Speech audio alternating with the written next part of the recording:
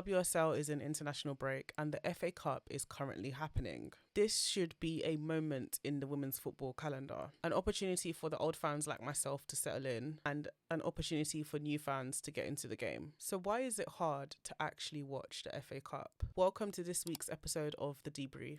Today we're talking about fan access, asking the question of who the FA Cup is actually being built for and who's being locked out. So if you want to watch this tournament properly, it costs you a minimum of $30.99 a month on TNT Sports. Channel 4 is putting on one game per round, but as I said, it's only one game. So essentially everything is either behind a paywall or just not being broadcasted at all. It's easy to think on the surface that this is a visibility problem, but I actually think this is an access problem. So let's break it down. Every women's football institution will tell you that they want to grow the game with new fans, that new fans are the priority and fan accessibility matters. The WSL international break is the exact place where a new fan can access the women's game. And if we're being completely honest, this could actually be one of the most easiest entry points for a women's football fan to access and watch the game. However, if you go off looking, you're wanting to watch a game, you're hit with a paywall immediately or low access and low coverage. Now, no shade to TNT Sports, but if we think about it realistically, a £30.99 charge is not something you ask of a casual fan, and it's arguably not that easy to convert a casual fan into a serious one with that price tag. A lot of institutions are currently talking about how they want to grow their fan bases with new fans for the game. Unfortunately though, I think that the way that everything is structured at the moment is still targeted at the serious long life